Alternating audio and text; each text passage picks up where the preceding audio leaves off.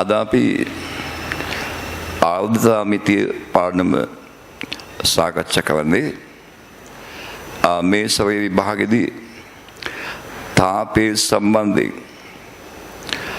අපි බලාපොරොත්තු වෙන ප්‍රධාන ප්‍රශ්න දෙකක් තියෙනවා. එකක් තමයි ඩෙල්ටා Q බෙදීම ඩෙල්ටා T සම්බන්ධ ගණන්. ඒ කියන්නේ ප්‍රබවිකින් ලබා දෙන තාපය මාධ්‍යයක් දිගේ ගමන් කරලා වෙන වස්තුවකට ලැබිලා ඒ වස්තුවෙන් පිටවීම සම්බන්ධ ගණන්. අපි ඊළඟට ඒ ගණන් හදන ක්‍රම ඉගෙන ගන්න. දෙවෙනි එක තමයි ආර්ධතාමිතිය. අන්තිමට ආර්ධතාමිතිය සම්බන්ධයෙන් වචනා ප්‍රශ්නයක් ආවේ 2011. අපි මේ පාර වචනා ප්‍රශ්නයක් බලාපොරොත්තු වෙන තවත් ප්‍රධාන කොටසක් ආර්ධතාමිතිය. අපි බලමු ආර්ධතාමිතිය සම්බන්ධයෙන්. අපි දන්නවා වායුගෝලයේ හැම තැනම වගේ ජල වාෂ්ප තියෙනවා. මේ ජල වාෂ්පවල ගුණ පිළිබඳව අධ්‍යයනය කිරීම අපි ආර්ධතාමිතිය ලෙස සලකන්නේ. ජල වාෂ්පවල ගුණ අධ්‍යයනය කිරීම.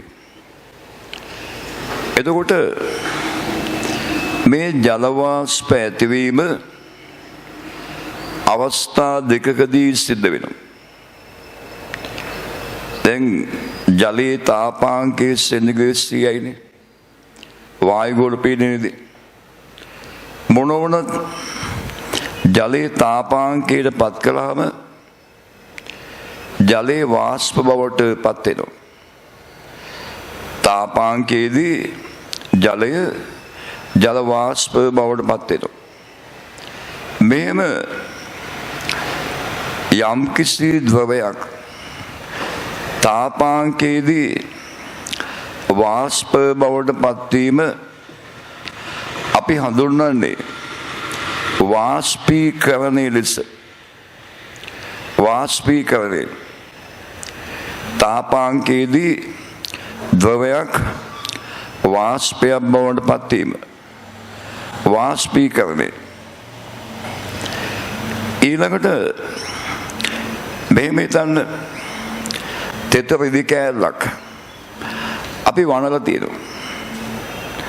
තෙත රිදි කෑල්ලක් වනලා තියන්නේ පරිසරයේ. ටික වේලාවක් යද්දී රිදි කෑල්ලේ තියෙන ජලය ටික ටික වාෂ්ප වෙලා යනවා.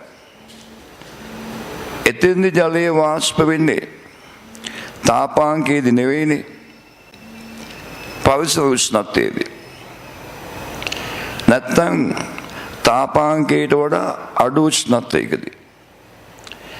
එහෙම තාපාංකයට වඩා අඩු උෂ්ණත්වයකදී ද්‍රවයක් වාෂ්ප වීම අපි හඳුන්වන්නේ වාෂ්පී භවනය.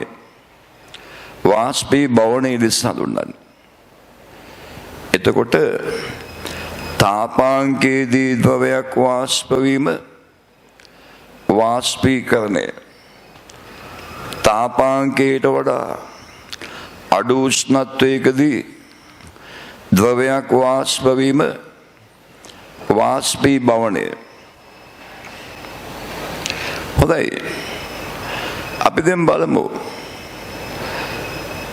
යම්කිසි ද්‍රවයක තියෙන අණු වාෂ්පයක් බවට පත්වීමේ සිද්ධාන්තය මොකක්ද කියලා. යම්කිසි ද්‍රවයක තියෙන අණු වාෂ්පයක් බවට පත්වීම මොන විදියටද සිද්ධ වෙන්නේ කියලා අපි ඒ සිද්ධිය දැන් බලමු. මෙන්න මෙහෙම භාජනයක ද්‍රවයක් අඩංගු වන අවස්ථාවක්. මේ ද්‍රවයේ ද්‍රවාංශුන් දෙකක් සලකමු අපි. එකක් තමයි මතු පිට පෘෂ්ඨයේ තියෙන අංශුවක්, අනිත් එක ද්‍රවයේ තුල තියෙන අංශුවක්. මේ සෑම ද්‍රවාංශයක්ම ඒ වටා තියෙන අනෙකුත් ද්‍රවාංශුන්ගෙන් ආකර්ෂණය කරගෙන ඉන්නේ. ඕනෑම ද්‍රවාංශයකට ඒ වටා තියෙන අනෙකුත් ද්‍රවාංශුන්ගෙන් ආකර්ෂණ බලය ඇති වෙනවා. ආකර්ෂණ බලය ඇති වෙනවා. සමාන ආකර්ෂණ බලය ඇති වෙනවා. ඇතුළේ තියෙන ද්‍රවාංශයක් ගත්තාම ඒ අංශුව මත සෑම දිශාවකින්ම විශාලත්වයෙන් සමාන අන්තර් අණුක ආකර්ෂණ බලය ඇති වෙනවා. එතකොට සෑම බලයකටම සමාන සහ ප්‍රතිවිරුද්ධ බලයක් තියෙනවා. ඒ හින්දා මේ ආකර්ෂණ බලවල සංප්‍රයුක්තයේ බිඳුවක් වෙනවා. ද්‍රවයේ ඇතුලේ තියෙන ඕනෑම ද්‍රවාංශයක් මත අන්තර් අණුක ආකර්ෂණ බලවල සංප්‍රයුක්තයේ බිඳුවයි. මතු පිට තියෙන අංශුවක් ගත්තාම ඒ අංශුව මත සෑම දිශාවකින්ම ආකර්ෂණ බලය ඇති වෙන්නේ. මෙයා මත ආකර්ෂණ බලය ඇති වෙන්නේ ද්‍රව පෘෂ්ඨයෙන් පහළට විතරයි. මෙයා තුලනය කරන්න මේ පැත්තෙන් බලයක් නැහැ. මෙයා තුලනය කරන්න මෙහෙම බලයක් නැහැ. මෙයා තුලනය කරන්න මෙහෙම බලයක් නැහැ. ඒ නිසා මේ මතු පිට තියෙන අංශුව මත යම්කිසි සංප්‍රයුක්ත බලයක් ක්‍රියා කරන මතු පිට තියෙන අංශුව මත යම්කිසි සංප්‍රයුක්ත බලයක් ක්‍රියා කරනවා. මේ විදිහට ඕනෑම ද්‍රවයක මතු පිට තියෙන හැම අංශුවක් මතම ආකර්ෂණ බලවලින් සංප්‍රයුක්තයක් ක්‍රියා කරනවා. ඒ නිසා මේගොල්ලන් ගැලවිලා වායු කලාපයට යන්න මේ බල බිඳගෙන යන්න වෙනවා. ඒකට යම්කිසි ශක්තියක් ඕන වෙනවා. දැන් ඕනෑම ද්‍රවයක හැම ද්‍රවාංශයකටම යම්කිසි ශක්තියක් තියෙනවා. චාලක ශක්තියක් තියෙනවා. හැම ද්‍රවාංශයක්ම කම්පණය වෙමින් පවතින්නේ. වායු වල වගේමයි ද්‍රවයකත් අංශුවෙන් අංශුවට ඒ ශක්තිය වෙනස්. සමහර අංශුන්ගේ ඒ චාලක ශක්තිය අඩුයි. සමහර අංශුන්ගේ ඒ චාලක ශක්තිය වැඩි. එතකොට සමහර අංශුන් තියෙනවා. සමහර අංශුන් තියෙනවා.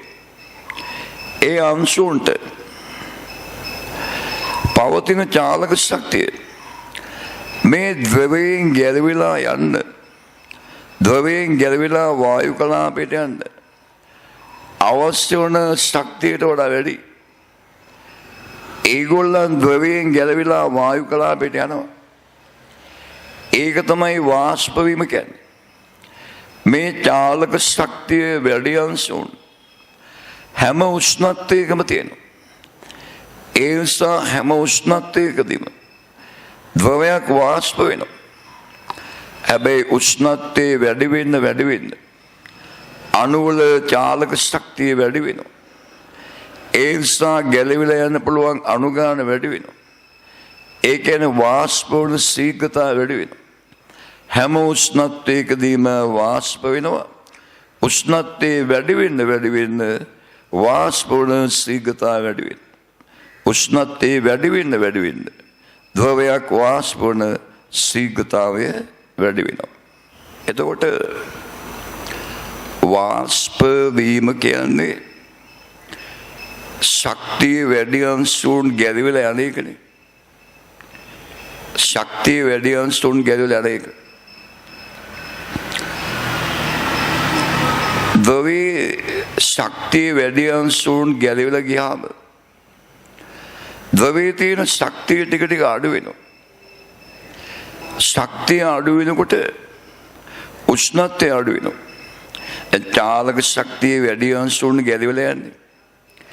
එතකොට මුළු ද්‍රව්‍යයේම චාලක ශක්තිය අඩු වෙනවනේ. චාලක ශක්තිය අඩු වෙනකොට උෂ්ණත්වයත් අඩු වෙනවා.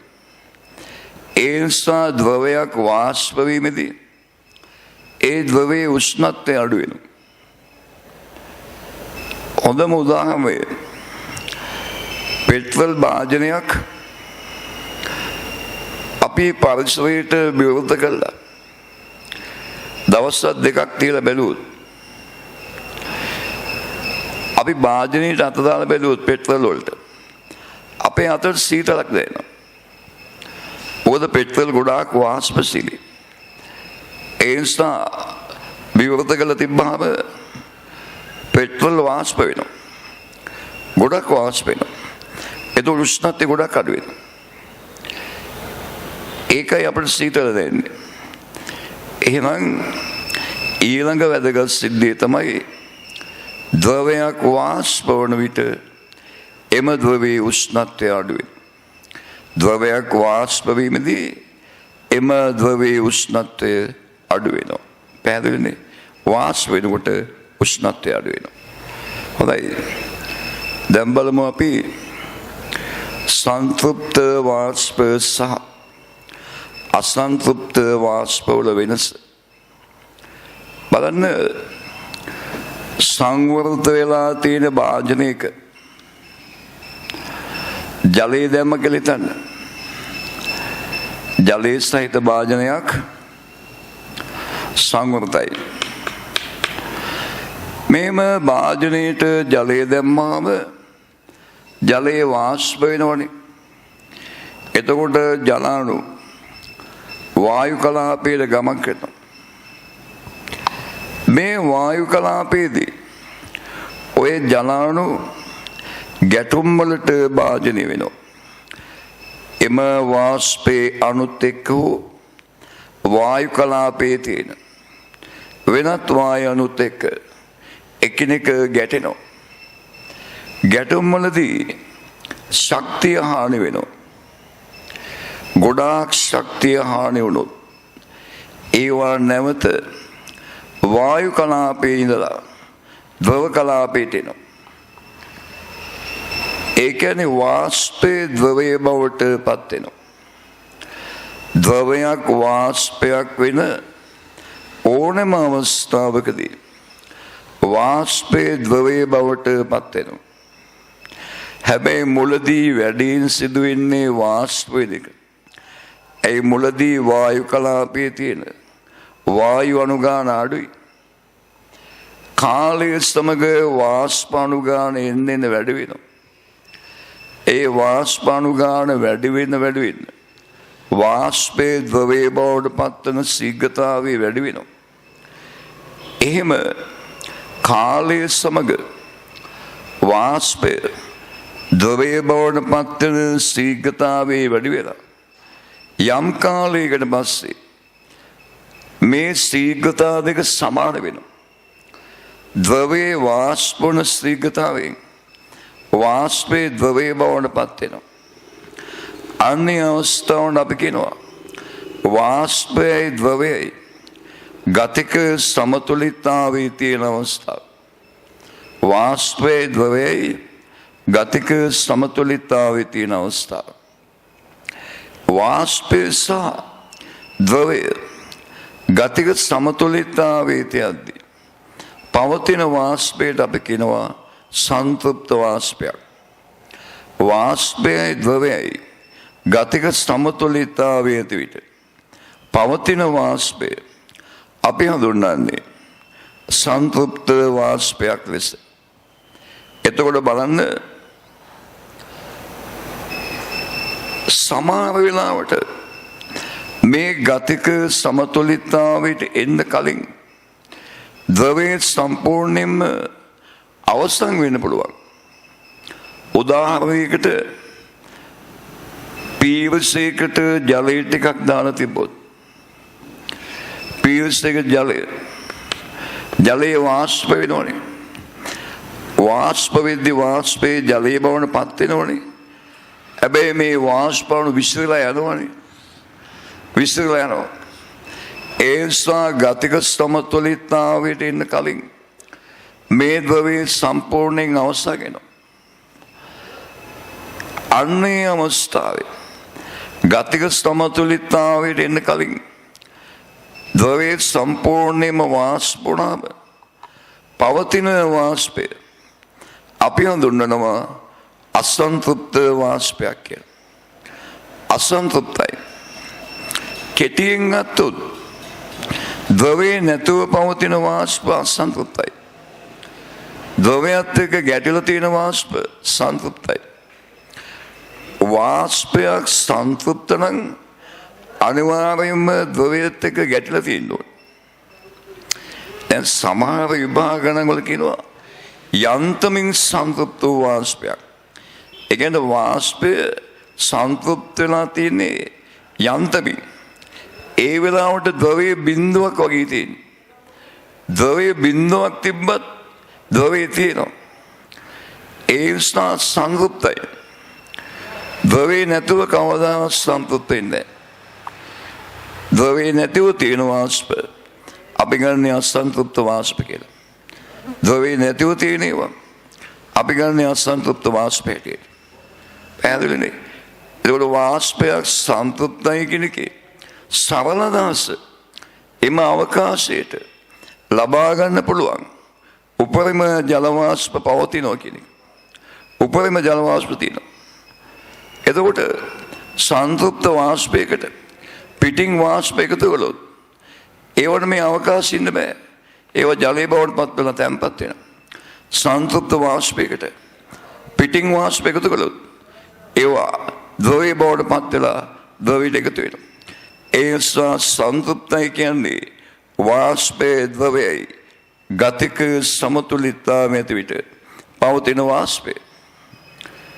සරල අදහස වාෂ්පයක් සන්තෘප්ත නම් අවකාශයේ තියෙන පුළුවන් උපරිම වාෂ්ප ප්‍රමාණය තියෙනවා. වාෂ්පයේ සන්තෘප්ත නම් ද්‍රවයේ සමග ගැටී තිබිය යුතුයි. ද්‍රවයත් එක්ක ගැටලා තියෙන වාෂ්ප සන්තෘප්ත වාෂ්ප. දැන් අපි බලමු සංතෘප්ත වාෂ්ප සහ අසන්තෘප්ත වාෂ්පවල ගුණ සම්බන්ධයෙන් ඒ දෙකේ වෙනස්කම් සම්බන්ධයෙන් මෙන්න මෙහෙම ජලයේ සහිත භාජනයක් ගැන හිතන්න. ජලයේ තියෙනවා නම් ජල වාෂ්ප තියෙනවා. ජලයේ සමග ගැටී තියෙන ජල වාෂ්ප සංතෘප්තයි. සංතෘප්තයි කියන්නේ ඒ අවකාශයේ තියාගන්න පුළුවන් උපරිම ජල වාෂ්ප ප්‍රමාණය තියෙනවා. දැන් උෂ්ණත්වය වෙනස් නොකර මෙහෙම භාජනයේ පරිමාව වැඩි කළොත් ඒ වැඩි වෙන පරිමාවට අවශ්‍ය ජල වාෂ්ප ලබා ගන්න මේකේ තියෙන ජලය ටිකක් වාෂ්ප වෙනවා. ජලය වාෂ්ප වෙනවා. පරිමාව තවත් වැඩි කළොත් ජලය තවත් වාෂ්ප වෙනවා. එහෙම පරිමාව වැඩි කරගෙන යද්දී ජලය ටික වාෂ්ප වෙනවා. අන්තිමේදී ජලයේ සියල්ලම අවශ්‍ය වෙනවා. ජලයේ නැති වාෂ්පයක් බවට පත් වෙනවා. ජලයේ නැති වාෂ්ප අපි හඳුන්වන්නේ අසන්තෘප්තයි. එනම් සංතෘප්ත වාෂ්පයක පරිමාව වැඩි කරගෙන යාමේදී එක්තරා පරිමාවකින් පස්සේ අසන්තෘප්ත වාෂ්පයක් බවට පත් වෙනවා. ඊට පස්සේ පරිමාව වැඩි කළොත් තියෙන වාෂ්පම විහිදලා යනවා. ආය ජලයේ නෑ වාෂ්ප ලබා ගන්න. අසන්තෘප්ත වාෂ්පයක පරිමාව වැඩි කළාම තියෙන වාෂ්ප මුළු පරිමාව පුරා විහිදලා යනවා. සංතෘප්ත එක්ක එහෙම නෙවෙයි. වැඩි වෙන පරිමාවට අවශ්‍ය වාෂ්ප ලබා ගන්න ජලයේ වාෂ්ප වෙනවා. එතකොට මේකේ අනිත් පැත්ත බලන්න. මේ අසන්තෘප්ත වාෂ්පේ පරිමාව අඩු කළා කියලා හිතන්න. පරිමාව අඩු කළාම අඩු වන පරිමාවයේ තියෙන වාෂ්ප ඉතුරු අවකාශයට එනවා. එහෙම පරිමාව අඩු කරන් යද්දී අඩු වන පරිමාවයේ තියෙන වාෂ්ප ඉතුරු අවකාශයට ඇවිත් ඒ අවකාශයේ තියෙන වාෂ්ප අනුගාන වැඩි වේගන යනවා. ඒ නිසා පරිමාව අඩු කරගෙන යාමේදී එක්තරා පරිමාවකින් පස්සෙ සංතෘප්ත වාෂ්පයක් බවට පත් වෙනවා. අසන්තෘප්ත වාෂ්පයක පරිමාව අඩු කරගෙන යාමේදී එක්තරා පරිමාවකින් පස්සේ සංතෘප්ත වාෂ්පයක් බවට පත් වෙනවා. ඉන් පස්සේ පරිමාව අඩු කළොත් ඒ අඩු වෙන පරිමාවේ තියෙන වාෂ්ප ජලයේ බවට පත් වෙලා ජල ප්‍රමාණයෙන් දෙන්න වැඩි වෙනවා. මොකද සංතෘප්ත වෙනවා කියන්නේ අවකාශي ගන්න පුළුවන් උපරිම වාෂ්ප ප්‍රමාණය ලබාගෙන තියෙන. ඒ නිසා තවත් පරිමාව අඩු වුණාම අඩු වෙන පරිමාවේ තියෙන ඒවා ඉතිරි අවකාශයට යන්නේ ජලයේ බවට පත් වෙලා තැන්පත් වෙනවා.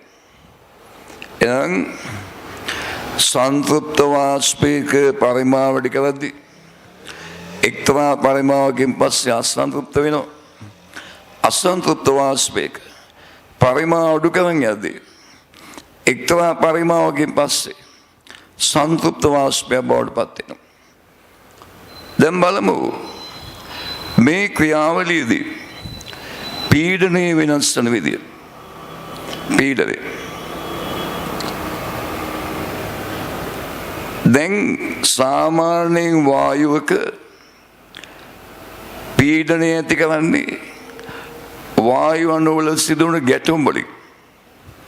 ගැටුම් වලදී ගම්මිතාවේ වෙනස් වෙනවා. ගම්මිතාවේ වෙනස් වන ශීඝ්‍රතාවය ඇති වෙන බලයේ සමාන වෙනවා. ඒකෙන් පීඩනයක් ඇති වෙනවා. සාමාන්‍ය වායුවක පරිමාව අඩු කරද්දී අඩු වන පරිමාවයේ තියෙන වාෂ්ප අඩු වන පරිමාවයේ තියෙන වායු අණු ඉතිරි අවකාශයට එනවා. ඒ අවකාශයේ ඒකී පරිමාවක තියෙන අණු ගාන වැඩි වෙනවා. ඒ නිසා ගැටුම් ගාන වැඩි වෙනවා. ඒ නිසා පීඩනය වැඩි වෙනවා. අසන්තෘප්ත වාෂ්පයකුත් ඒ විදිහටමයි ක්‍රියා කරන්නේ. අසන්තෘප්ත වාෂ්ප සාමාන්‍ය වායුවක වගේ පරිමාව අඩු කරද්දී අඩු වන පරිමාවේ තියෙන වාෂ්ප අණු ඉතිරි අවකාශයට එනවා. ඒ නිසා ඒකී පරිමාවක තියෙන අණු සංඛ්‍යාව වැඩි වෙනවා. එතකොට සිදුවන ගැටුම් ගාන වැඩි වෙනවා. ඒ නිසා පීඩනය වැඩි වෙනවා. අසන්තෘප්ත වාෂ්පයක පරිමාව අඩු කරනකොට පීඩනය වැඩි වෙනවා. පරිමාව වැඩි කරද්දී පීඩනය අඩු වෙනවා. සාමාන්‍ය වායුවක වගේ බොයිල් නියමයට අනුව පරිමාවයි පීඩනය වෙනස් වෙන්නේ. අසන්තෘප්ත වාෂ්පයක සංතෘප්ත වුණාට පස්සේ පරිමාව අඩු කළාම අඩු වන පරිමාවේ තියෙන ඒවා ඉතිරි අවකාශයට එන්නේ ජලයේ බවට පත් වෙන. අඩු වන පරිමාවේ තියෙන ඒවා ඉතිරි අවකාශයට එන්නේ ජලයේ බවට පත් වෙන. පරිමාව වැඩි කළත් වැඩි වෙන පරිමාවට අවශ්‍ය වාෂ්ප ලබා ගන්න ජලයෙන්. ඒ නිසා සංතෘප්ත වාෂ්පයක පරිමාව අඩු වැඩි කිරීමෙන් ඒකී පරිමාවක තියෙන අණු සංඛ්‍යාව වෙනස් වෙන්නේ. ඒකී පරිමාවක තියෙන අණු සංඛ්‍යාව වෙනස් වෙන්නේ. ඒ නිසා ගැටුම් සිදුවන ශීඝ්‍රතාවය වෙනස් වෙන්නේ. ඒ නිසා සිදුවන ගැටුම් ප්‍රමාණය වෙනස් වෙන්නේ. එනම් පීඩනය වෙනස් වෙන්නේ. සංතෘප්ත වාෂ්පයක පරිමාව වෙනස් කළාට පීඩනය වෙනස් වෙන්නේ. දැන් අපි බලමු වාෂ්පයක පරිමාව සමග වාෂ්ප පීඩනයේ වෙනස් වෙන විදිය. වාෂ්පයක පරිමාවත් එක්ක වාෂ්ප පීඩනයේ වෙනස් වෙන විදිය. දැන් බලන්න ඕනම වාෂ්පයක් එක්කෝ සංතෘප්තයි නැත්නම් අසන්තෘප්තයි. සංතෘප්ත නම් පරිමාව වැඩි කරන් යද්දී යම් පරිමාවකින් පස්සේ අසන්තෘප්ත වෙනවා. අසන්තෘප්ත නම් පරිමාව අඩු කරගෙන යද්දී යම් පරිමාවකින් පස්සේ සන්තෘප්ත වෙනවා. ඒ නිසා ඕනම වාෂ්පයක් අඩු පරිමාවවලදී සන්තෘප්තයි, වැඩි පරිමාවදී අසන්තෘප්තයි. අපි බලමු පරිමාව සමග වාෂ්ප පීඩනයේ විචලනය. වාෂ්ප පීඩනය වාෂ්පයක් සංතෘප්තව තියෙනකන් පීඩනය නියතයි. අසන්තෘප්ත වුණාට පස්සේ සාමාන්‍ය වායුවක් වගේ හැසිරෙන්නේ පරිමාවයි පීඩනයයි ප්‍රතිලෝම සමානුපාතිකයි. මෙන්න මේ වගේ වක්‍රයක වගේ පීඩනයක් පරිමාව සම පීඩනය අඩු වෙනවා. මෙන්න වාෂ්පයක වාෂ්ප පීඩනය පරිමාව සමග විචලනය. සංතෘප්තව තියෙන ගම් පීඩනය නියතයි. අසන්තෘප්ත වුණාට පස්සේ සාමාන්‍ය වායුවක් වගේ හැසිරෙන්නේ ඒ නිසා පරිමාව වැඩි වෙද්දී පීඩනය අඩු වෙනවා. මේ ප්‍රස්තාවය මතක තියෙන්න ඕනේ. ඔබ දැනගෙන ඉන්න ඕනේ. දැන් අපි බලමු වාෂ්පයක පීඩනය උෂ්ණත්වය සමග වෙනස් වෙන විදිය. උෂ්ණත්වය සමග මෙන්න මේ විදිහට ජලයේ සහිත බඳුනක් ගැන හිතන්න. සංවෘත භාජනයක් ජලයේ තියෙනවා නම් ජල වාෂ්ප තියෙනවනේ. ජලයේ සමග ගැටී ඇති ජල වාෂ්ප සංතෘප්ත ජල වාෂ්ප. මෙතන සංතෘප්ත ජල වාෂ්ප තියෙන්නේ. ජල වාෂ්පය සංතෘප්තයි කියන්නේ ඒ අවකාශය තුල තියාගන්න පුළුවන් උපරිම වාෂ්ප ප්‍රමාණය තියෙනවා කියන එකනේ. තියාගන්න පුළුවන් උපරිම වාෂ්ප ප්‍රමාණය තියෙනවා. දැන් මේ අපි බන්සන්දාකයේ වත් කරනවා. එතකොට ජලයේ ටික ටික වාෂ්ප වෙනවනේ. ජලයේ ටික ටික වාෂ්ප වෙලා මේ අවකාශයට ජල වාෂ්ප වෙනවනේ. මේම බන්සන්දාකයෙන් වත් කරගෙන යද්දී ජලයේ බිඳුවක් වගේ තියෙන අවස්ථාවක් හිතන්න. ඒ සංතෘප්තයිනේ. මේ අවකාශයට වඩා මේ අවකාශයේ ජල වාෂ්ප වැඩියෙන් තියෙනවා. ඊටත් වඩා මේකේ ජල වාෂ්ප තියෙනවා. අවස්ථා තුනේම සංතෘප්තයි. ඔන්න එහෙනම් පේනවා යම් අවකාශයක් සංතෘප්ත කිරීමට අවශ්‍ය ජල වාෂ්ප වල ස්කන්ධය උෂ්ණත්වය අනුව වෙනස් වෙනවා. එකම අවකාශය වැඩි උෂ්ණත්වයේදී සංතෘප්ත කරන්න වැඩියෙන් ජල වාෂ්ප ඕනේ. අඩු උෂ්ණත්වයේදී සංතෘප්ත කරන්න අඩුවෙන් ජල වාෂ්ප ඕනේ. යම් අවකාශයක් සංතෘප්ත කිරීමට අවශ්‍ය වන ජල වාෂ්ප ස්කන්ධය උෂ්ණත්වයේ මත වඩා පවතිනවා. වැඩි උෂ්ණත්වයකදී වැඩියෙන් ජල වාෂ්ප ඕනේ. අඩු උෂ්ණත්වයකදී අඩුවෙන් ජල වාෂ්ප ඕනේ. ඒ වගේම උෂ්ණත්වයේ වැඩි කරන් යද්දී තවත් උෂ්ණත්වය වැඩි කළොත් ජලයේ සියල්ලම වාෂ්ප වෙනවා. අසන්තෘප්ත භාවයට පත් වෙනවා. අසන්තෘප්ත එනම් සංතෘප්ත වාෂ්පයක උෂ්ණත්වයේ වැඩි කරගෙන යාමේදී යම් උෂ්ණත්වයකින් පසු අසන්තෘප්ත වාෂ්පයක් බවට පත් වෙනවා. ඊට පස්සේ තව කොච්චර උෂ්ණත්වය වැඩි කළත් වාෂ්පයේ දිගටම අසන්තෘප්තයි. හැබැයි තියෙන වාෂ්ප ස්කන්ධය වෙනස් වෙන්නේ නැහැ.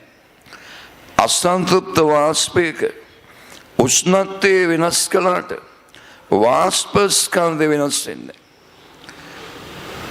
උෂ්ණත්වය අඩු කරගෙන යද්දි ඒ විදිහමයි මේ අසංතෘප්ත වාෂ්පේ උෂ්ණත්වය අඩු කරන් යද්දී යම් උෂ්ණත්වයකදී සංතෘප්ත වෙන්න පටන් ගන්නවා. යම් උෂ්ණත්වයකදී සංතෘප්ත වෙනවා. එහෙම සංතෘප්ත වුණාට පස්සේ තවත් කොච්චර උෂ්ණත්වය අඩු කරත් දිගටම සංතෘප්තයි. හැබැයි උෂ්ණත්වය අඩු වෙන්න වාෂ්ප ටික ටික ජලී වෙලා තැන්පත් වෙනවා. ඒ කියන්නේ සංතෘප්ත වාෂ්පයක උෂ්ණත්වය වැඩි කරද්දී අවකාශයේ තියෙන ජල වාෂ්ප ප්‍රමාණය වැඩි වෙනවා. උෂ්ණත්වය අඩු කරද්දී අවකාශයේ තියෙන ජල වාෂ්ප ප්‍රමාණය අඩු වෙනවා. right. දැන් අපි බලමු වාෂ්පයක උෂ්ණත්වය සමග වාෂ්ප පීඩනය විචලනය වීම ප්‍රස්තාවයකින්. වාෂ්ප පීඩන විචලනය ප්‍රස්තාවයකින් බලමු. සංතෘප්ත වාෂ්පයක උෂ්ණත්වය වැඩි කරන් යද්දී යම් උෂ්ණත්වයකින් පස්සේ අසන්තෘප්ත වෙනවා. අසන්තෘප්ත වාෂ්පයක උෂ්ණත්වය අඩු කරන යද්දී යම් උෂ්ණත්වයකින් පස්සේ සංතෘප්ත වෙනවා.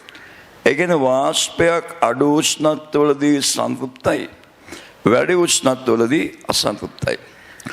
අසන්තෘප්ත වාෂ්පයක් සාමාන්‍ය වායුවක් වගේ හැසිරෙන්නේ. සාමාන්‍ය වායුවක උෂ්ණත්වය වැඩි කරද්දී පීඩනයේ සරල රේඛාවක් වගේ විචලනය වෙනවා. සරල රේඛාවක් වගේ වැඩි වෙගෙන යනවා. අසන්තෘප්ත වාෂ්පයක ඒ උෂ්ණත්වය වැඩි කරද්දී අණුවල චාලක ශක්තිය වැඩි වෙලා ඒකෙන් ගැටුම් සිදුවන ශීඝ්‍රතාවය වැඩි වෙලා ඒකෙන් තමයි පීඩනය වැඩි වෙන්නේ. සංතෘප්ත වාෂ්පයක ඒකත් වෙනවා. ඊට අමතරව උෂ්ණත්වය වැඩි කරනකොට වාෂ්ප අණුගානත් වැඩි වෙනවා. ඒකෙනුත් පීඩනය වැඩි වෙනවා. ඒ නිසා සංතෘප්ත වාෂ්පයක පීඩනයේ විචලනය අසන්තෘප්ත වාෂ්පයකටත් වඩා වැඩි. ඊටත් වඩා වැඩියෙන් වැඩි වෙනවා. උෂ්ණත්වය වැඩි කරන්න පීඩනයේ ශීඝ්‍රයෙන් වැඩි වෙනවා. මේක වක්‍රයක් වගේ වැඩි වෙන්නේ. අසන්තෘප්ත වාෂ්පයක සරල රේඛාවක් වගේ සාමාන්‍ය වායුවක් වගේ සංතෘප්ත එක්ක ශීඝ්‍රයෙන් විචලනවා. මේ වගේ වක්‍රයක් වගේ වැඩි වෙන්නේ. මෙන්න වාෂ්පයක උෂ්ණත්වය සමග වාෂ්ප පීඩනයේ විචලනය. වාෂ්පයක උෂ්ණත්වය සමග වාෂ්ප පීඩනයේ විචලනය. එතකොට බලන්න සංතෘප්ත වාෂ්පයක උෂ්ණත්වයේ අඩු වැඩි කරද්දී වාෂ්ප ස්කන්ධය වෙනස් වෙනවා. උෂ්ණත්වයේ වැඩි කරද්දී වාෂ්ප ස්කන්ධය වැඩි වෙනවා. උෂ්ණත්වයේ අඩු කරද්දී වාෂ්ප ස්කන්ධය අඩු වෙනවා. පරිමාවත් එහෙමනේ. සංතෘප්ත වාෂ්පයක පරිමාව වැඩි කරද්දී වාෂ්ප ස්කන්ධය වැඩි වෙනවා. පරිමාව අඩු කරද්දී වාෂ්ප ස්කන්ධය අඩු වෙනවා. ඒ නිසා සංතෘප්ත වාෂ්පයක උෂ්ණත්වයේ පරිමාවයි වෙනස් කරද්දී වාෂ්ප ස්කන්ධය වෙනස් වෙනවා. වාෂ්ප ස්කන්ධය වෙනස් වෙනවා. ඒ නිසා නියත වායු ස්කන්ධ වලට භාවිතා කරන කිසිම වායු නියමයක් සංතෘප්ත වාෂ්පයක දාන්න බෑ. නියත වායු ස්කන්ධ වල දානවා. චාල්ස් නියමයේ, බොයිල් නියමයේ, PV බෙදීම T සමානයි නියතයක්.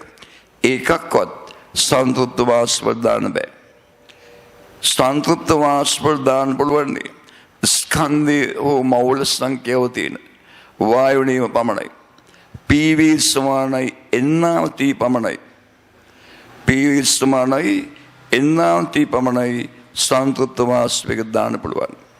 හැබැයි අසංතෘප්ත වාෂ්ප සාමාන්‍ය වායුවක් වගේ අසංතෘප්ත වාෂ්පයකට ඕනෑම වායු නියමයක් පිළිපදිනවා. ඕනෑම වායු නියමයක් භාවිතා කරන්න පුළුවන් අසංතෘප්ත වාෂ්ප සඳහා. සංතෘප්ත වාෂ්ප වලට PV සමානයි NRT පමණයි භාවිතා කරන්න පුළුවන්. පිවිසමන ඉන්නාට විතරයි. හොඳයි. දැන් අපි බලමු වේලි වාතයේ සමග වාෂ්පයක් මිශ්‍ර වෙලා තියද්දී ජල වාෂ්ප තියද්දී යම්කිසි ගණනය කිරීමක් සිදු කරන විදිය වේලි වාතයත් එක්ක සංතෘප්ත ජල වාෂ්ප තියෙන්නත් පුළුවන්. වේලි වාතයත් එක්ක අසන්තෘප්ත ජල වාෂ්ප තියෙන්නත් පුළුවන්. අසන්තෘප්ත ජල වාෂ්ප සාමාන්‍ය වායුවක් නේ. ඒ නිසා වේලි වාතයත් එක්ක අසන්තෘප්ත ජල වාෂ්ප තියෙනවා නම් ඕනෙම වායු නියමයක් වේලි වාතයට දාන්නත් පුළුවන්, ජල වාෂ්පයට දාන්නත් පුළුවන්, මිශ්‍රණයට දාන්නත් පුළුවන්. මිශ්‍රණයට දාන්න පුළුවන්. උදාහරණයකට මෙතෙන්දී මුළු වායු මිශ්‍රණයේ ජල වාෂ්පයේ වේලි වාතයේ මුළු පීඩනයේ P1යි මෙතෙන්දී මුළු පීඩනයේ P2 නම් මෙතෙන්දී උෂ්ණත්වයේ T1යි මෙතෙන්දී උෂ්ණත්වයේ T2 නම් P1 බෙදීම T1 සමානයි P2 බෙදීම T2 අවස්ථා දෙකේ මුළු මිශ්‍රණය දාන්න පුළුවන් පරිමාණය එතනයි. මුළු මිශ්‍රණය සඳහා P1 බෙදීම T1 සමානයි P2 බෙදීම T2 දාන්න පුළුවන්. ඕනනම් ජල වාෂ්පෙට වෙනම දාන්නත් පුළුවන්. වේලි වාතයට වෙනම දාන්නත් පුළුවන්. හැබැයි සංතෘප්ත වාෂ්ප තියෙනවා නම් මේ විදිහේ සංතෘප්ත වාෂ්ප වලට ඔය P1 බෙදීම T1 සමානයි P2 බෙදීම T2 දාන්න බෑ. හැබැයි සංතෘප්ත වාෂ්පයක පීඩනය වෙනස් වෙන්නේ උෂ්ණත්වයේ වෙනස් වුණොත් විතරයි. සාමාන්‍යයෙන් ගණන් වල ඒ උෂ්ණත්වයේදී සංතෘප්ත වාෂ්ප පීඩනය දෙනවා. එතකොට වේලි වාතයේ සංතෘප්ත වාෂ්පයක තියෙනවා නම් අපි වේලි වාතයට තමයි වායු සමීකරණ දාන්නේ. මෙතන වේලි වාතයේ පීඩනය හොයාගන්නවා මුළු පීඩනයෙන් සංතෘප්ත වාෂ්පයේ පීඩනය අඩු කරලා. ඒකල වේලි වාතයට P1 බෙදීම T1 සමානයි. P2 බෙදීම T2 භාවිතා කරනවා. භාවිතා කළ මෙතන වේලි වාතයේ පීඩනය හොයාගන්නවා. ඒකට මෙතෙන්දී ජල වාෂ්පයේ පීඩනය එකතු කරනවා. එතකොට මෙතන මුළු පීඩනය. ඒකෙන් තේරුම් ගන්න ඕනේ වේලි වාතයේ සමග සංතෘප්ත ජල වාෂ්පයක් තියෙනවා නම් අවස්ථා සමීකරණ භාවිතා කරන්නේ වේලි වාතයට පමණයි. ජල වාෂ්පය දාන්නේ PV සමානයි NRT විතරයි. PV සමානයි NRT. ඔය තමයි වාෂ්ප වල තියෙන ගුණ. ඊළඟට අපි සලකන්නේ සාපේක්ෂතාවය, නිරපේක්ෂතාවය සහ තුෂාරංකයේ සම්බන්ධය.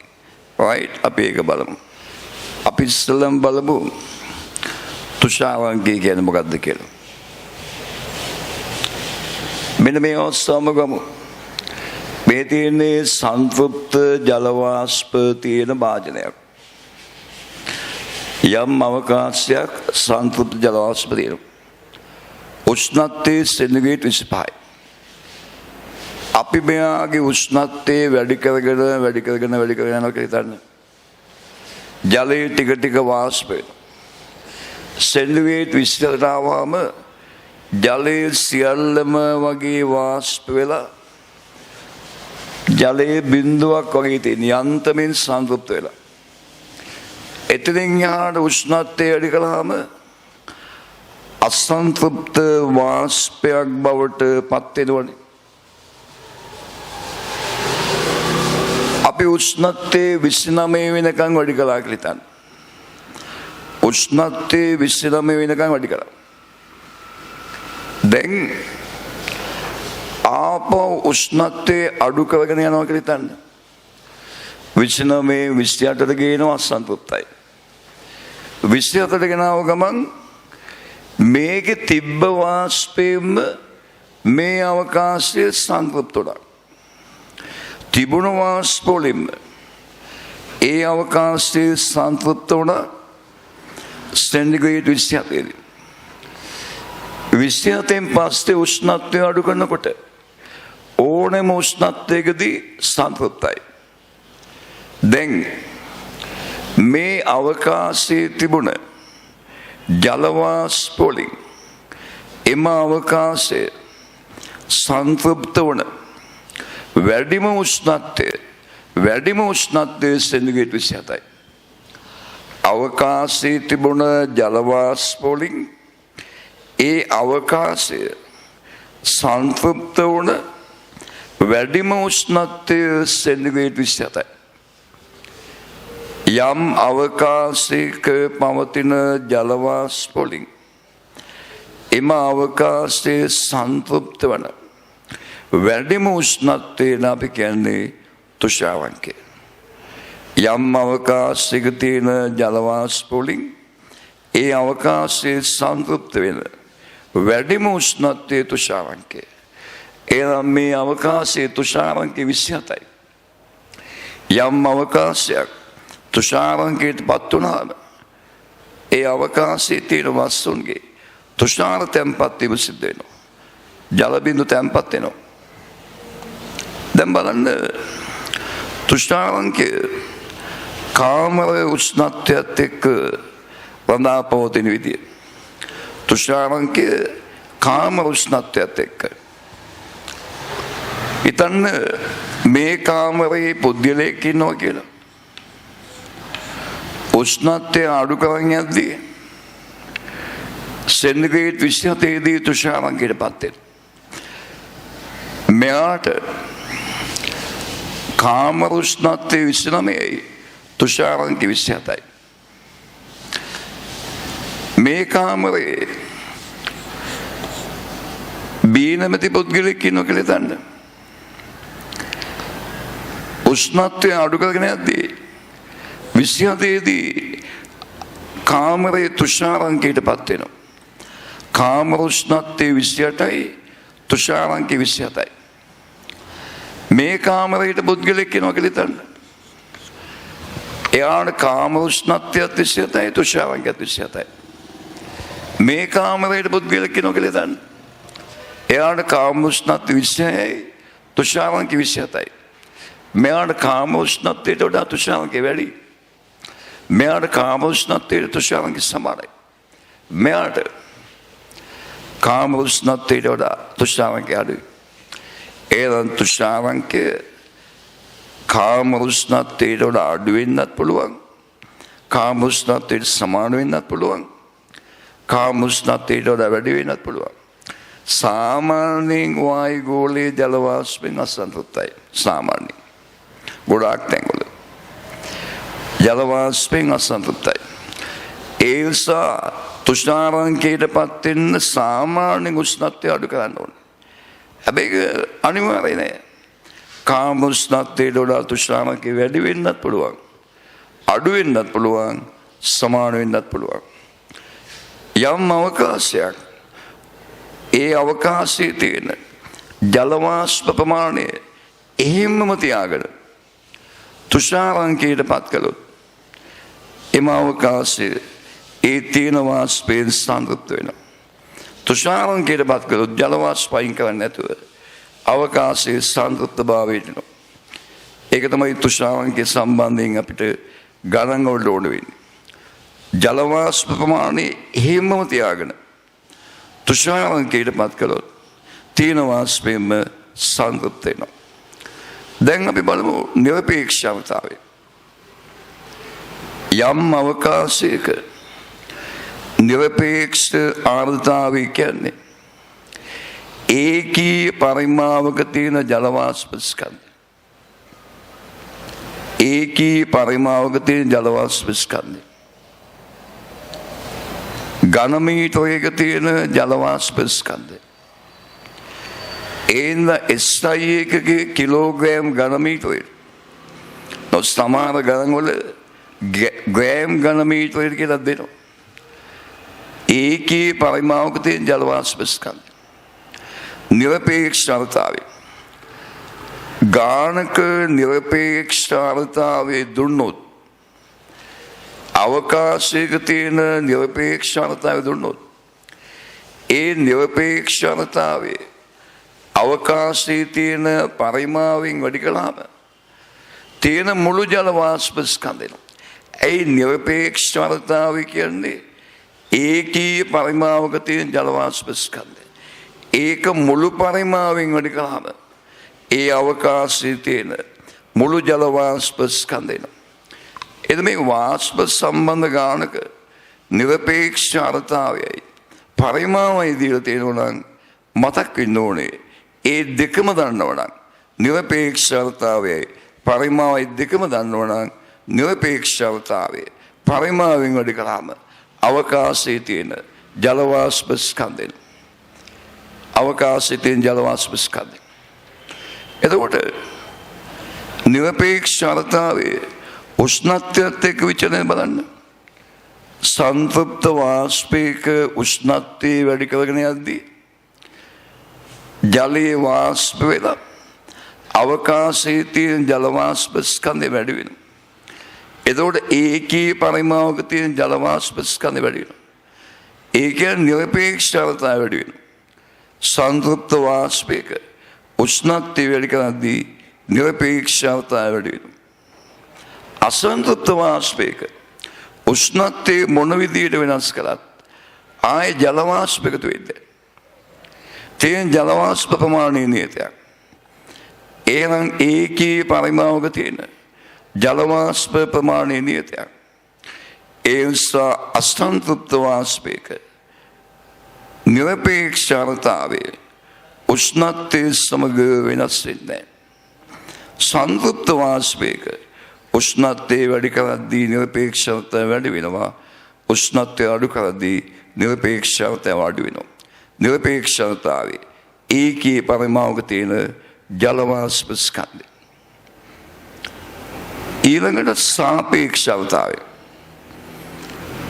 සාපේක්ෂ ආර්තාවය කියන එකේ සරල අදහස යම් අවකාශයක තියෙන ජල වාෂ්ප ස්කන්ධය ඒ උෂ්ණත්වයේදී ඒ අවකාශය සංතෘප්ත කරන්න ඕනේ ජල වාෂ්ප ස්කන්ධයේ දාන අනුපාතයේ ප්‍රතිශතය තියෙන ප්‍රමාණය සංතෘප්ත කරන්න අවශ්‍ය ජල වාෂ්ප ස්කන්ධයේ දාන අනුපාතයේ ප්‍රතිශතය. එතන යම් අවකාශයක ජල වාෂ්ප ගෑ 20ක් තියෙනවා. සංතෘප්ත කරන්න 80ක් ඕනේ. එහෙනම් සාපේක්ෂතාවය කියන්නේ 20 බෙදීම 80 වලින් 100. සාපේක්ෂතාවයේ ප්‍රතිශතයක් හැටියට දෙන්නේ. තියෙන ජල වාෂ්ප ස්කන්ධය ඒක සංතෘප්ත කරන අවශ්‍ය ජල ස්කන්ධයට දාන අනුපාතයේ ප්‍රතිශතය. તો සාපේක්ෂතාවයේ අර්ථ දෙකීම සාපේක්ෂතාවයේ සමානයි. අවකාශයේ පවතින ජල වාෂ්ප ස්කන්ධයේ බෙදීම අවකාශයේ පවතින ජල වාෂ්ප ස්කන්ධයේ බෙදීම එම උෂ්ණත්වයේදී එම අවකාශය සංතෘප්ත කිරීමට අවශ්‍ය ජල වාෂ්ප ස්කන්ධය වැඩි කිරීම සිය. පවතින ජල වාෂ්ප ස්කන්ධය බෙදීම එම උෂ්ණත්වයේදී එම අවකාශය සංතෘප්ත කිරීමට අවශ්‍ය ජල වාෂ්ප ස්කන්ධය වැඩි කිරීම සිය. එතකොට අවකාශයක් ජල වාෂ්පයෙන් සංතෘප්ත නම් සාපේක්ෂතාවයේ 100යි. සංතෘප්ත අවකාශයක සාපේක්ෂතාවයේ 100යි. අසංතෘප්ත නම් සාපේක්ෂතාවයේ 100ට අඩුයි. යම් අවකාශයක් තුෂාරංකයට පත් කළොත් සාපේක්ෂතාවයේ 100ක් වෙනවා. සාපේක්ෂතාවයේ 100යි. ඊළඟට අපි බලන්නේ සාපේක්ෂ ආර්ද්‍රතාවයේ උෂ්ණත්වයේ සමග විචලනය. වාෂ්පයක් සංතෘප්තව තියෙනකන් සාපේක්ෂතාවයේ 100යි. මෙතන 100යි, මෙතන 100යි, මෙතන 100යි. සංතෘප්ත අවකාශයක උෂ්ණත්වයේ වෙනස් කළාට සාපේක්ෂතාවයේ වෙනස් වෙන්නේ. සාපේක්ෂතාවයේ නියතය සන්තුෂ්ත නම් අසන්තුෂ්ත අවකාශයක උෂ්ණත්වයේ වෙනස් කළාට තියෙන ජල වාෂ්ප ස්කන්ධය වෙනස් වෙන්නේ. සාපේක්ෂතාව කියන්නේ තියෙන ජල වාෂ්ප ස්කන්ධ බෙදීම. සන්තුෂ්ත කිරීමට අවශ්‍ය ජල වාෂ්ප ස්කන්ධය වැඩි කිරීම සිය. අසන්තුෂ්ත අවකාශයක උෂ්ණත්වයේ වෙනස් කළාට තියෙන ජල වාෂ්ප ස්කන්ධය වෙනස් වෙන්නේ. හැබැයි සන්තුෂ්ත කරන්න ඕනේ ජල වාෂ්ප ස්කන්ධය උෂ්ණත්වයෙන් උෂ්ණත්වයට වෙනස්. උෂ්ණත්වයේ වැඩි වෙන්න සන්තුෂ්ත කරන්න ඕනේ ජල වාෂ්ප ස්කන්ධය වැඩි වෙනවා. උෂ්ණත්වයේ වැඩි වෙන්න සන්තුෂ්ත කරන්න ඕනේ ජල වාෂ්ප ස්කන්ධය වැඩි වෙනවා. යටින් තියනාගේ වැඩි වෙනවා. උෂ්ණත්වයේ වැඩි වෙන්න සන්තුෂ්ත කරන්න ඕනේ ජල වාෂ්ප ස්කන්ධය වැඩි වෙනවා. යටින් තියනාගේ වැඩි වෙනවා. එතකොට මුළු වගේ අඩු වෙනවා. ඒ නිසා අසන්තුෂ්ත වාෂ්පයක උෂ්ණත්වය වැඩි කරද්දී සාපේක්ෂතාවය අඩු වෙනවා. උෂ්ණත්වය අඩු කරද්දී සාපේක්ෂතාවය වැඩි වෙනවා.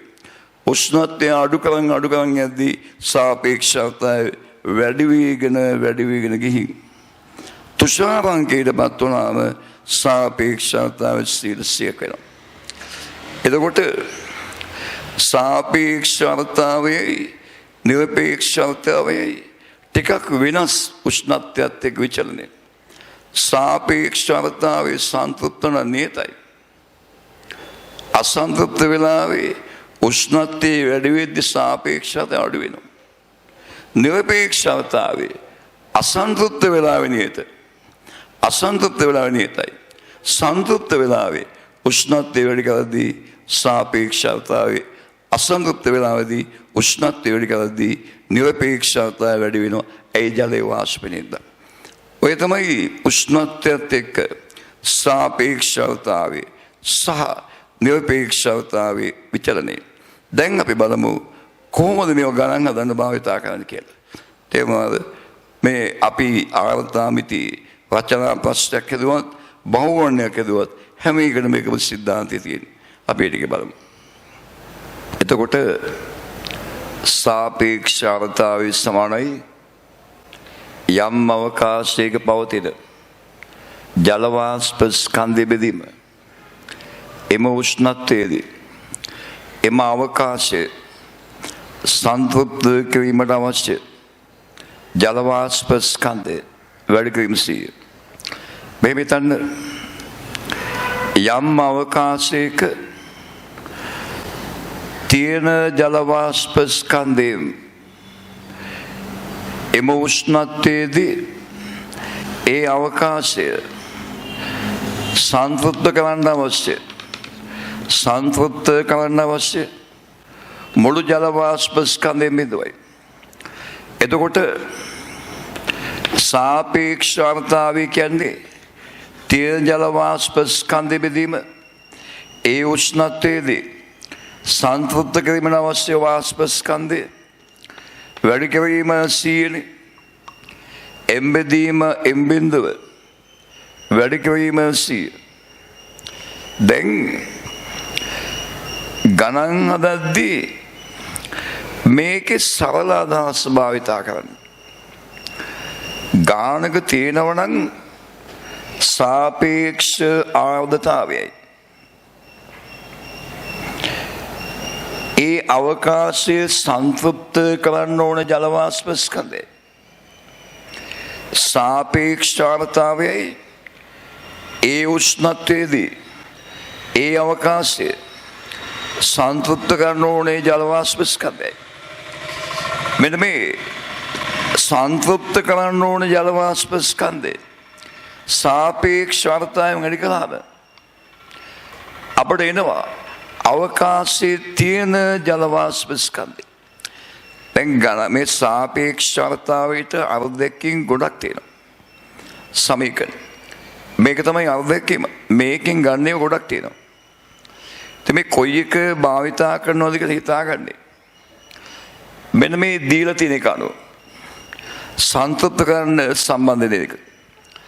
යම් අවකාශයක් ජල වාෂ්පයෙන් සංතෘප්ත කරන්න ඕනේ ජල වාෂ්ප ස්කන්ධය සාපේක්ෂතාවයේ දුන්නොත්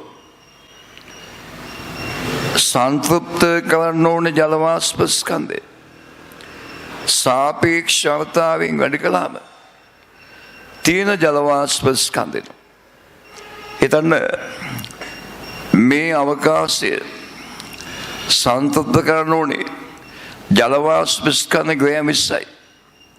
මෙයාගේ සාපේක්ෂතාවය 50%යි. එහෙනම් සංතෘප්ත කරන්න ඕනේ ජල වාෂ්ප ස්කන්ධය සාපේක්ෂතාවයෙන් වැඩි කරනවා. සාපේක්ෂතාවය 50%යි. සාපේක්ෂතාවයෙන් වැඩි කරනවා. සාපේක්ෂතාවයෙන් වැඩි කළාම අපිට එනවා මේ අවකාශයේ තියෙන ජල වාෂ්ප ස්කන්ධය. මේ අවකාශයේ පවතින ජල වාෂ්ප ස්කන්ධය සුළු කළාම ග්‍රෑම් 10යි. තේරුණාද? ඔන්න මතක තියාගන්න පළවෙනි දේ. සාපේක්ෂ ආර්ද්‍රතාවයයි ඒ අවකාශයේ සංතෘප්ත කරන්න ඕනේ ජල වාෂ්ප ස්කන්ධය දුන්නොත් සංතෘප්ත කරන්න ඕනේ ජල වාෂ්ප ස්කන්ධය සාපේක්ෂතාවයෙන් වැඩි කළාම අවකාශයේ තියෙන ජල වාෂ්ප ස්කන්ධය න. right අපි ඊළඟ අවස්ථාව බලමු.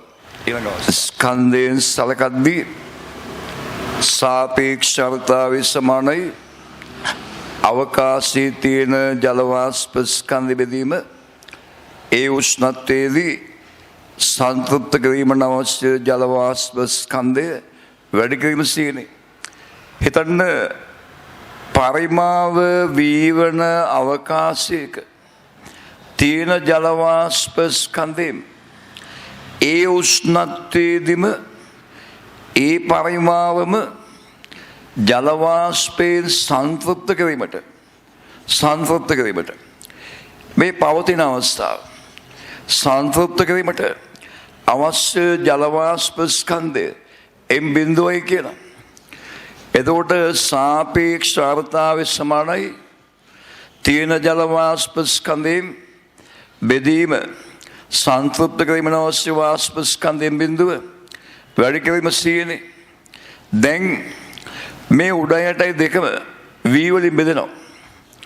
එතකොට සාපේක්ෂ ආර්ද්‍රතාවයේ සමාන වෙනවා M බෙදීම V බෙදීම M බිඳුව බෙදීම V වැඩි කිරීම C. M කියන්නේ තියෙන ජල වාෂ්ප ස්කන්ධය V කියන්නේ පරිමාව. තියෙන ස්කන්ධේ මුළු පරිමාවෙන් බෙදුවම එනවා ඒකී පරිමාවක තියෙන ජල වාෂ්ප ස්කන්ධය. ඒකී පරිමාවක තියෙන ජල වාෂ්ප ස්කන්ධ කියන්නේ එම අවකාශයේ ජල වාෂ්ප වල නිරපේක්ෂතාවය. එම අවකාශයේ ජල වාෂ්ප වල නිරපේක්ෂතාවය. M බිඳුව බෙදීම V. M බිඳුව බෙදීම V කියන්නේ එම අවකාශයේ ජල වාෂ්පයෙන් සංතෘප්ත කළාට පස්සේ නිරපේක්ෂතාවය. එම අවකාශයේ ජල වාෂ්පයෙන් සංතෘප්ත කළාට පස්සේ නිරපේක්ෂතාවය. කියන්නේ එම උෂ්ණත්වයේදී සංතෘප්ත ජල වාෂ්ප වල නිරපේක්ෂතාවය. එහෙනම් සාපේක්ෂතාවය අපට වෙනස් කරන්න පුළුවන්. යම් අවකාශයක පවතින ජල වාෂ්ප වල නිරපේක්ෂ ආර්ද්‍රතාවය පවතින ජල වාෂ්ප වල නිරපේක්ෂ ආර්ද්‍රතාවය බෙදීම එම උෂ්ණත්වයේදී එම අවකාශයේ සංතෘප්ත කළාට පස්සේ නිරපේක්ෂ ආර්ද්‍රතාවය. ඒ කියන්නේ එම උෂ්ණත්වයේදී සංතෘප්ත ජල වාෂ්ප වල නිරපේක්ෂ ආර්ද්‍රතාවය. ඔන්න නිරපේක්ෂ ආර්ද්‍රතාවයෙන් සාපේක්ෂ ආර්ද්‍රතාවය කියන විදිය. සාපේක්ෂ ආර්ද්‍රතාවය සමානයි පවතින ජල වාෂ්ප වල නිරපේක්ෂතාවය බෙදීම. එම උෂ්ණත්වයේදී සංතෘප්ත ජල වාෂ්ප වල නිරපේක්ෂතාවය. ගානක වාෂ්ප ස්තම්භ ගානක සංතෘප්ත ජල වාෂ්ප වල නිරපේක්ෂතාවය දුන්නොත්, සංතෘප්ත ජල වාෂ්ප වල නිරපේක්ෂතාවය දුන්නොත්, සාපේක්ෂතාවය සමාන වෙන්නේ පවතින ජල වාෂ්ප වල නිරපේක්ෂතාවය බෙදීම එම උෂ්ණත්වයේදී සංතෘප්ත ජල වාෂ්ප වල නිරපේක්ෂතාවය. දැන් ගණන් හදන්නේ මෙහෙමයි. සාපේක්ෂ ආර්ද්‍රතාවයයි සංතෘප්ත ජල වාෂ්ප වල නිරපේක්ෂතාවය දුන්නොත් මේක මෙහාට ගෙනියනවා. මේ 100ත් මෙහාට ගෙනියනවා. එතකොට සාපේක්ෂ ආර්ද්‍රතාවය සහ සංතෘප්ත ජල වාෂ්ප වල නිරපේක්ෂතාවය දුන්නොත් හිතන්න සාපේක්ෂ ආර්ද්‍රතාවය 20යි. සංතෘප්ත ජල වාෂ්ප වල නිරපේක්ෂ ආර්ද්‍රතාවය 30 ග්‍රෑම් ඝන මීටරයට. 30 ග්‍රෑම්. සංතෘප්ත ජල වාෂ්ප වල නිරපේක්ෂ ආර්ද්‍රතාවය වැඩි කරනවා සාපේක්ෂ ආර්ද්‍රතාවයෙන් 20%. එතකොට එනවා පවතින ජල වාෂ්ප වල නිරපේක්ෂ ආර්ද්‍රතාවය. මෙයාගෙන් වැඩි කළාම මෙයා එනවා. පවතින ජල වාෂ්ප වල නිරපේක්ෂ ආර්ද්‍රතාවය ඕනනම් සංතෘප්ත ජල වාෂ්ප වල නිරපේක්ෂ ආර්ද්‍රතාවය සාපේක්ෂ ආර්ද්‍රතාවය වැඩි කරනවා. මේ ඔක්කොම මතක තියෙන්න ඕනේ. තේරුණාද? සංතෘප්ත ජල වාෂ්ප වල ස්කන්ධය දුන්නොත් ඒක සාපේක්ෂ ආර්ද්‍රතාවය වැඩි කළාම තියෙන ජල වාෂ්ප වල ස්කන්ධය එනවා. සංතෘප්ත ජල වාෂ්ප වල නිරපේක්ෂ ආර්ද්‍රතාවය දුන්නොත් ඒක සාපේක්ෂ ආර්ද්‍රතාවය වැඩි කළාම තියෙන ජල වාෂ්ප වල නිරපේක්ෂ ආර්ද්‍රතාවය වෙනවා. ඊළඟට ඒකෙම තව එකක් ගන්න පුළුවන්. ස්කන්ධය බෙදීම පරිමාව කියන ඝනත්වයනේ. එනම් එම්බෙදීම වී කියන්නේ පවතින ජල වාෂ්ප වල ස්කන්ධ ඝනත්වය. පවතින ජල වාෂ්ප ඝනත්වය. පවතින ජල වාෂ්ප ඝනත්වය. ජල වාෂ්ප ඝනත්වය. බෙදීම එම් බිඳුව බෙදීම වී සංතෘප්ත ජල වාෂ්ප වල ඝනත්වය. එම් බිඳුව සංතෘප්ත කරන ඕන ස්කන්ධය. එම් බිඳුව බෙදීම වී සංතෘප්ත ජල වාෂ්ප ඝනත්වය. සංතෘප්ත ජල වාෂ්ප ඝනත්වය. එනම් සාපේක්ෂ ආර්ද්‍රතාවය සමානයි. පවතින ජල වාෂ්ප වල ඝනත්වය බෙදීම සංතෘප්ත ජල වාෂ්ප වල ඝනත්වය වැඩි කිරීම 100. වාෂ්ප ඝනත්වයේ සාපේක්ෂ ආර්ද්‍රතාවයේ සම්බන්ධ වෙනවා නම් මේක භාවිතා කරන්න. සාපේක්ෂ ආර්ද්‍රතාවයේ සමානයි පවතින ජල වාෂ්ප වල ඝනත්වය බෙදීම සංතෘප්ත ජල වාෂ්ප ඝනත්වය වැඩි කිරීම 100. එතකොට මෙහාට ගියාම සංතෘප්ත ජල වාෂ්ප වල ඝනත්වය සාපේක්ෂ ආර්ද්‍රතාවය වැඩි කළොත් පවතින ජල වාෂ්ප වල ඝනත්වය එනවා. සංතෘප්ත ජල වාෂ්ප වල ඝනත්වය සාපේක්ෂ ආර්ද්‍රතාවය වැඩි කළාම ඒ අවකාශයේ තියෙන ජල වාෂ්ප වල ඝනත්වය එනවා. ඔන්න සාපේක්ෂ ආර්ද්‍රතාවය සම්බන්ධ තුනක් ගත්තා.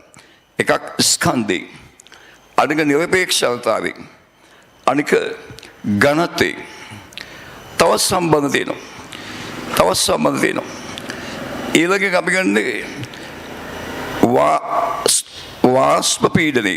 සාපේක්ෂ ආර්ද්‍රතාවයේ වාෂ්ප පීඩනයට සම්බන්ධ වන විදිය. වාෂ්ප පීඩනයට බලමු ගන්න විදිය. එතකොට සාපේක්ෂ ආර්ද්‍රතාවය කියන්නේ යම් අවකාශයක පවතින ජල වාෂ්ප වල ස්කන්ධ බෙදීම එම උෂ්ණත්වයේදී සංතෘප්ත ජල වාෂ්ප වල ස්කන්ධය වැඩි කිරීම 100. පවතින ජල වාෂ්ප වල ස්කන්ධය. පවතින ජල වාෂ්ප වල ස්කන්ධ බෙදීම එම උෂ්ණත්වයේදී සංතෘප්ත ජල වාෂ්ප වල ස්කන්ධය. සංතෘප්ත කරන අවශ්‍ය ජල වාෂ්ප ස්කන්ධය වැඩි කිරීම 100. දැන් බලන්න යම් අවකාශයක පරිමාව වී කියලා හිතන්න. ඒ අවකාශයේ පවතින ජලවාෂ්පවල ස්කන්ධයෙන් කියලා හිතන්න. එම උෂ්ණත්වයේදී ඒ උෂ්ණත්වයේදීම ඒ අවකාශයේම සංතෘප්ත කිරීමට අවශ්‍ය ජලවාෂ්ප ස්කන්ධය M බිඳුවයි කියලා හිතන්න. එතකොට සාපේක්ෂ ආර්ද්‍රතාවය සමානයි. M බෙදීම M බිඳුව වැඩි කිරීම සීනේ. දැන් බලන්න අපි PV සමානයි NRT ගමු. එතකොට PV සමානයි N කියන්නේ මෞල සංඛ්‍යාවනේ.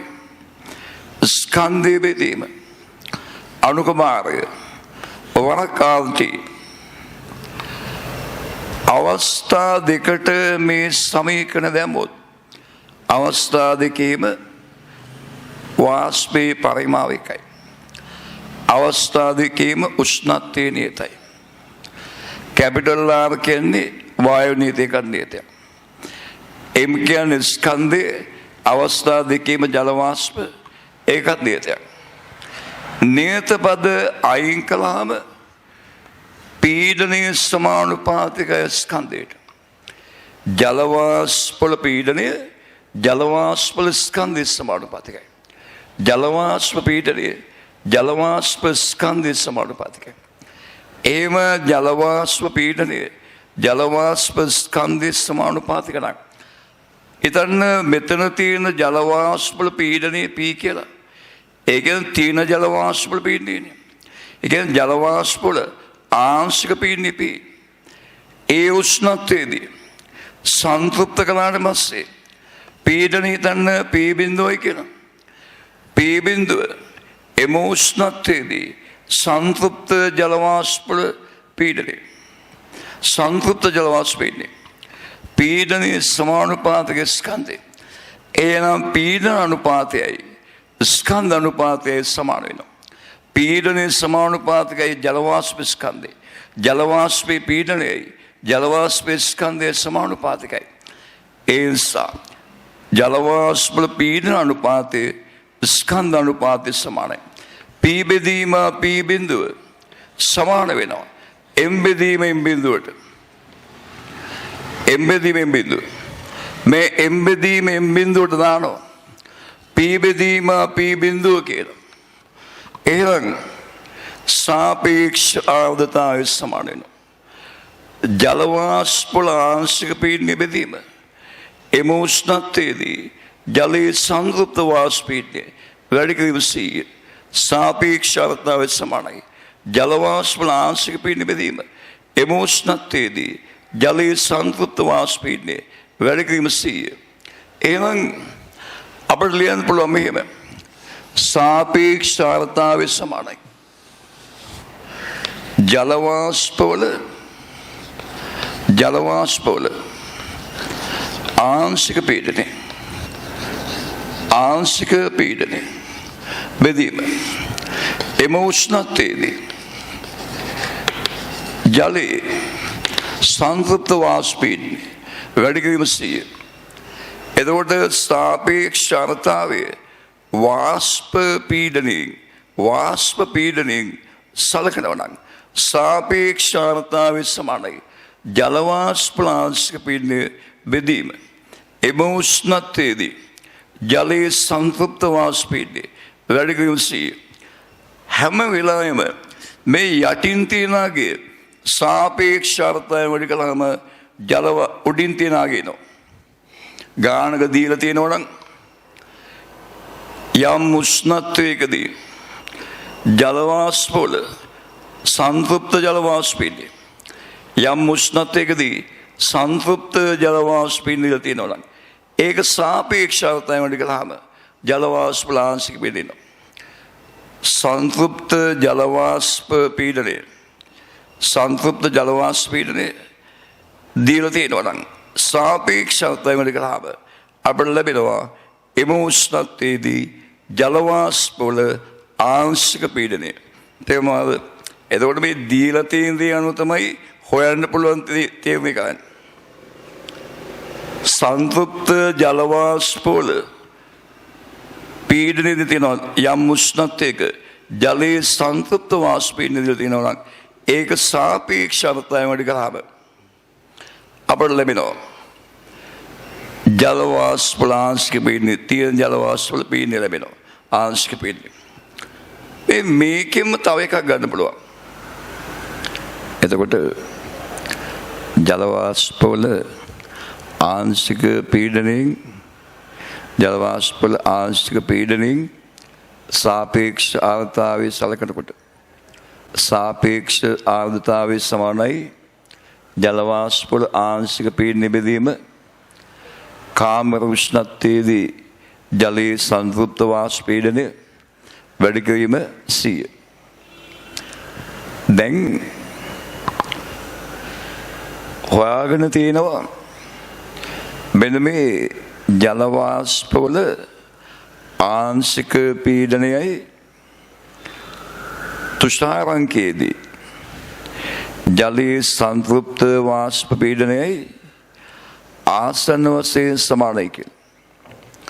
ජල වාෂ්ප වල ආංශික පීඩනය සහ තුෂාරංකයේදී ජලයේ සංතෘප්ත වාෂ්ප පීඩනය ආසන්න වශයෙන් සමානයි. එහෙනම් මෙන්න මේ ජල වාෂ්ප වල ආංශික පීඩනය වෙනුවට දාන්න පුළුවන් තුෂාරංකයේදී ජලයේ සංතෘප්ත වාෂ්ප පීඩනය බෙදීම කාම උෂ්ණත්වයේදී ජලයේ සංතෘප්ත වාෂ්ප පීඩනයට කාම උෂ්ණත්වයේදී ජලයේ සංතෘප්ත වාෂ්ප පීඩනය කාමර උෂ්ණත්වයේදී ජලයේ සංතෘප්ත වාෂ්ප පීඩනය.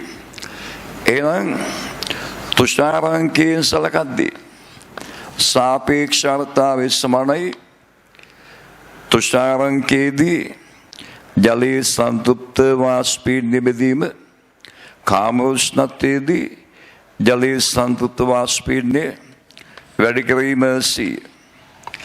එතකොට මේ පදේ මෙහාට ගියාම තමයි මතක තියෙන්න ඕනේ. සාපේක්ෂ ආර්ද්‍රතාවයයි කාම උෂ්ණත්වයේදී ජලයේ සංතෘප්ත වාෂ්ප පීඩනය දන්නවනම් කාම උෂ්ණත්වයේදී ජලයේ සංතෘප්ත වාෂ්ප පීඩනය සාපේක්ෂ ආර්ද්‍රතාවයෙන් වැඩි කරාම තුෂාරංකයේදී ජලයේ සංතෘප්ත වාෂ්ප පීඩනය එනවා.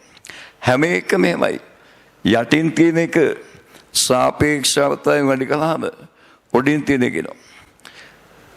කාම උෂ්ණත්වයේදී ජලයේ සංතෘප්ත වාෂ්ප පීඩනය සාපේක්ෂ ආර්ද්‍රතාවයෙන් වැඩි කළාම තුෂාරංකයේදී ජලයේ සංතෘප්ත වාෂ්ප පීඩනය එනවා. තවත් එක අවස්ථාවක් තියෙන්නේ සාපේක්ෂ ආර්ද්‍රතාවය සම්බන්ධ සමීකරණ. ඒකත් බලමු අපි. යම්කිසි අවකාශයක සාපේක්ෂ ආර්ද්‍රතාවය හිතන්න 50% කියලා. මේ අවකාශයේ පරිමාවී නම් ඒකේ අදහස වෙන්නේ මේ අවකාශය තුල තියෙන්නේ මේ අවකාශයට අවශ්‍ය ජල වාෂ්ප ප්‍රමාණයෙන් 50%. අවශ්‍ය වන ජල වාෂ්ප ප්‍රමාණය 50%. එහෙනම් මේ අවකාශයට අවශ්‍ය වන ජල වාෂ්ප වලින් 50% නම් තියෙන්නේ. මෙයාගේ පරිමාව අඩු කරන් ගිහින් තියෙන පරිමාවෙන්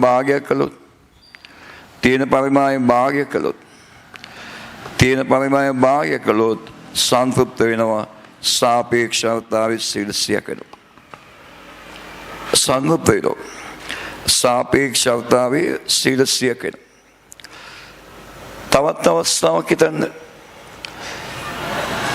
මේම අවකාශයක් තියෙනවා. සාපේක්ෂ ආර්ද්‍රතාවය 125යි.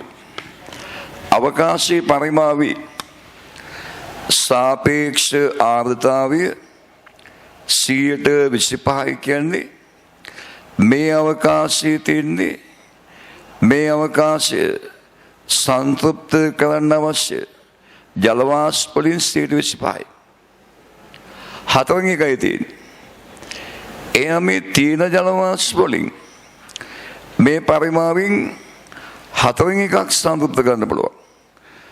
අවශ්‍ය ප්‍රමාණයෙන් හතරවෙනි එකයි තියෙන්නේ. මුළු පරිමාවට ඕන ප්‍රමාණයෙන් හතරවෙනි එකයි. ඒ නිසා මේ තීන ජල වාෂ්ප වලින් මේ අවකාශයෙන් හතරවෙනි එකක් සංතෘප්ත කරන්න පුළුවන්. එහෙනම් පරිමාව අඩු කරලා මෙයාගේ පරිමාව වී බෙදීම 4 දක්වා අඩු කළොත් තීන වාෂ්පයෙන් සම්පූර්ණ වෙනවා. තීන වාෂ්පයෙන් සම්පූර්ණ වෙනවා. සාපේක්ෂතාව 100ක් වෙනවා. ඒ මේකෙන් පේනවා තීන වාෂ්පේ පරිමාවී සංතෘප්ත වන පරිමාව වී බෙදීම දෙක සංතෘප්ත කරන්න පුළුවන් පරිමාව තීන වාෂ්පේ පරිමාවෙන් බෙදලා 100න් වැඩි කළාම සාපේක්ෂතාව වෙනවා. මේක 50යි. 50 කියනවා. මෙතන තීන වාෂ්පේ පරිමාව වී බෙදීම 4යි. තීන වාෂ්පේ පරිමාව වී ඒකෙන් සංතෘප්ත වන පරිමාව වී බෙදීම 4යි. එහෙනම් සංතෘප්ත වන පරිමාව තීන වාෂ්පේ පරිමාවෙන් බෙදලා 100න් වැඩි කළාම 125 එන්නේ. සාපේක්ෂතාවය. ඒ නිසා සාපේක්ෂතාවය පරිමාවෙන් ගන්නකොට තීන වාෂ්ප වලින් සංතෘප්ත කළ හැකි පරිමාව බෙදීම තීන වාෂ්පේ පරිමාව වැඩි කිරීම C. තීන වාෂ්ප වලින් සංතෘප්ත කළ හැකි පරිමාව බෙදීම තීන වාෂ්පේ පරිමාව වැඩි කිරීම C. සාපේක්ෂතාවය සමානයි. තීන වාෂ්පයෙන් සංතෘප්ත කළ හැකි පරිමාව බෙදීම තීන වාෂ්පේ පරිමාව වැඩි කිරීම C. මේ ටික තමයි සාපේක්ෂතාවයේ සම්බන්ධ වන අවස්ථා ටික. සමීකරණ කීපයක් තියෙනවා සාපේක්ෂතාව ස්කන්ධයෙන් නිරපේක්ෂතාවයෙන් ඝනත්වයෙන් ආංශික පීඩනයෙන් තුෂාරංකයෙන් ඊළඟට පරිමාවයෙන්. ඒ ටික ඔක්කොම මතක තියෙන්න ඕනේ ආර්තාවය ගණන් හදන්න. right. ඊළඟට බලමු ආර්තාමිතිය සම්බන්ධ බහුවර්ණිකින් එක විසඳන්න.